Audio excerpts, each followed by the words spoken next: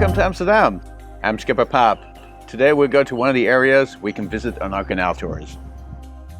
We're now in the West Islands.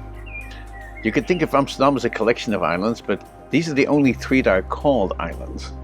One of these islands is connected to land only by 3 drawbridges.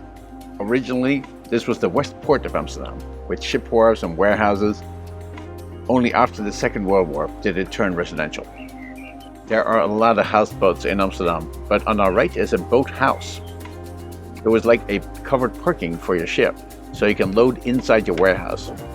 Now there's a floor built over the water.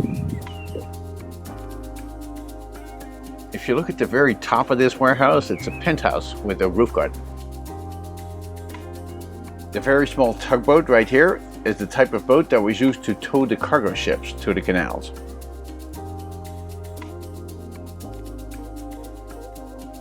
Prinsen Eiland has quite a few private gardens facing the canals.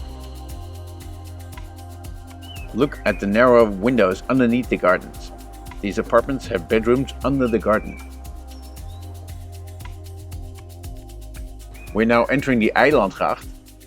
On our right, it's the 17th century warehouses. On our left, it's the railway to Haarlem. Underneath the tracks, there are artist studios.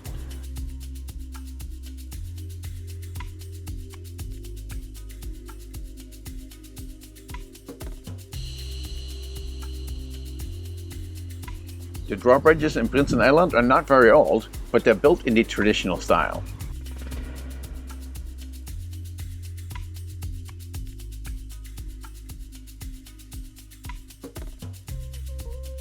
A lot of artists live in this part of town. This is the studio of Ans Marcus. We're now coming to my favorite bridge, the Drie Haringenbrug. It's much skinnier than the famous Skinny Bridge. It's actually so narrow that 2 bicycles can't even pass at the same time. It was built in 1983, so not old at all.